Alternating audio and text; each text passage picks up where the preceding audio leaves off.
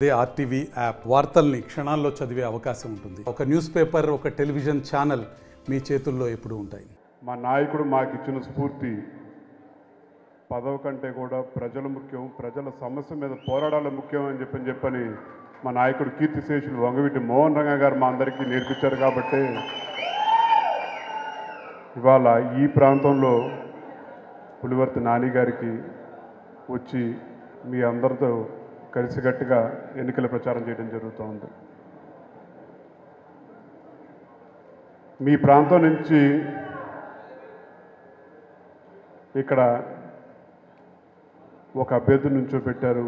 సీట్లు సర్దుబాటులో నాని గారికి ఇవ్వాల్సి వచ్చింది. కొన్ని చోట్ల జనసేనకి ఇచ్చారు, కొన్ని చోట్ల తెలుగుదేశంకి ఇచ్చారు.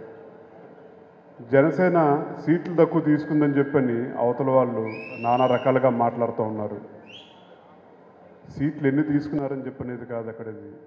నాయకుడు ఒక నిర్ణయం తీసుకున్నాడు. ఆ నాయకుడు మాట కార్యకర్తలు ప్రతి ఒక్కళ్ళు నమ్ముతారు, విస్మరిస్తారు.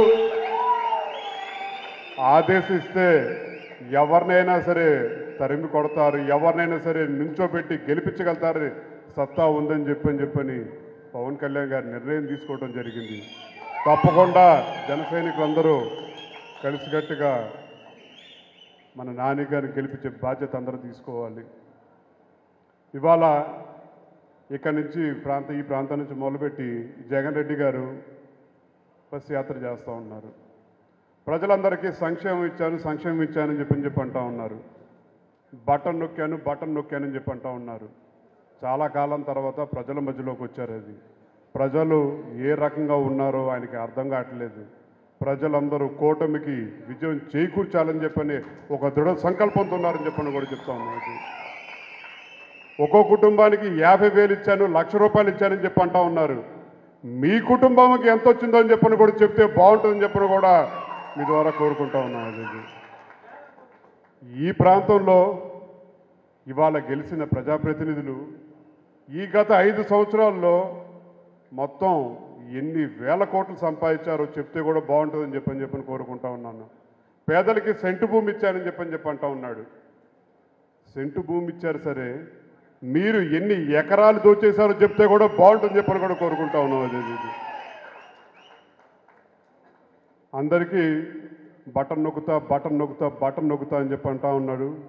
ప్రజలు ఇప్పుడు బటన్ నొక్కటానికి సిద్ధంగా ఉన్నారు. మిమ్మల్ని మరీ ఇంటికి పంపించడానికి కూడా సిద్ధంగా ఉన్నారని చెప్పని, మీరు 5 సంవత్సరాల పాటు నొక్కారు. ప్రజలు ఒక్కసారి నొక్కితే మీ భవిష్యత్తు ఏంటో ఆలోచించుకోమని చెప్పని కానీ కోరుకుంటా ఉన్నాం. అది ఈ ప్రాంతంలో ఇంతమంది ఉన్నారు కుటుంబ సభ్యులని చెప్పని ఎంతసేపు చెప్పుకోవటమే కాదు. ఇది ఇవాళ జరుగుతున్న ఎన్నికల్లో ఈ ఐకమత్యం ఒక బలంగా ఏర్పడి ఈ ప్రాంతంలో ఒక ఉమ్మడి అభ్యర్థి కింద, కూటమి అభ్యర్థి కింద నుంచోబెట్టిన నాని గారు గెలిపించే బాధ్యత మన అందరం తీసుకోవాలని చెప్పని కూడా కోరుకుంటా ఉన్నాం. అదే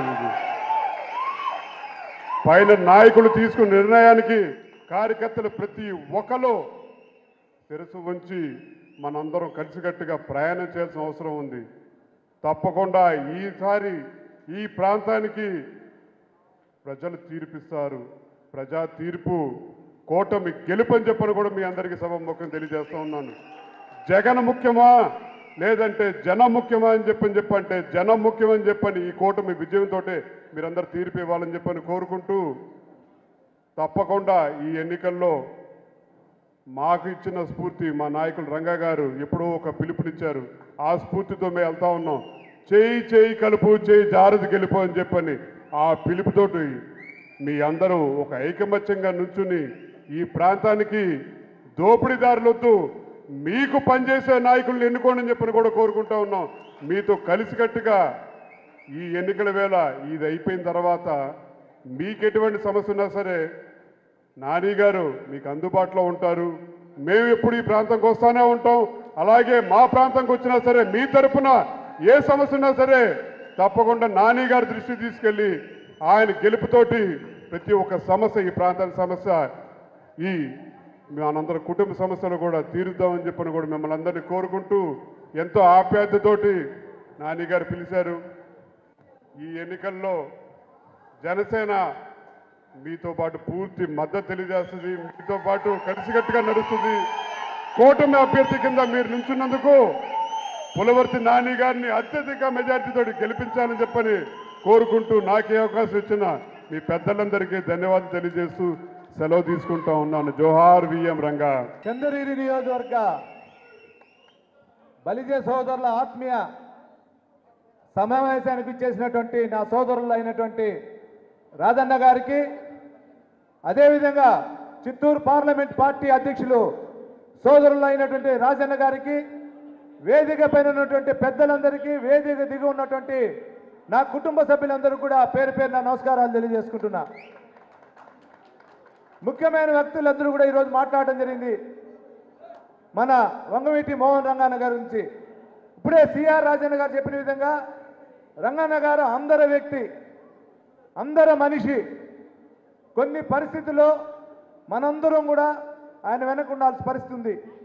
ఈరోజు మీకు ఒకటే చెప్పదలుచుకున్నా, నేను ఈరోజు జీవితంలో మర్చిపోలేనటువంటి రోజు.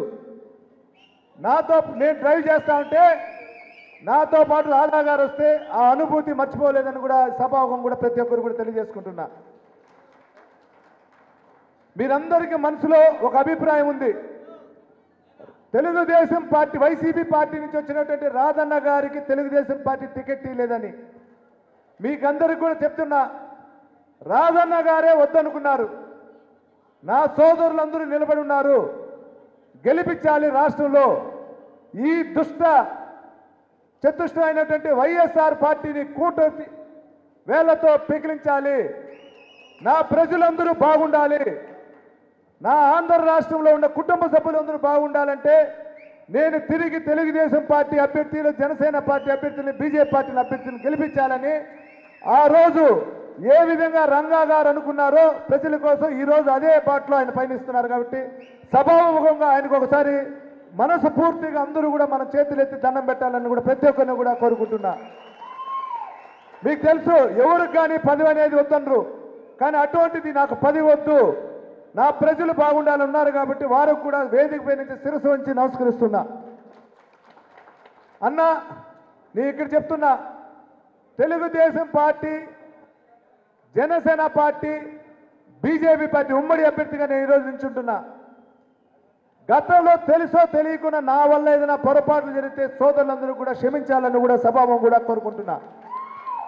ఈ రోజు నుంచి నేను ఏ రోజైతే ఎన్డీఏ కూటమి అభ్యర్థి అయినానో ఆ రోజు నుంచి ఇక్కడ ఉండే సోదరులందరూ కూడా రేపు జరిగిపోయే ఎలక్షన్ తర్వాత వచ్చే పదవుల్లో సమానంగా అందరినీ అనుసరించుకొని పదవులు ఇస్తానని కూడా సభాముఖంగా కూడా తెలియజేసుకుంటున్నా.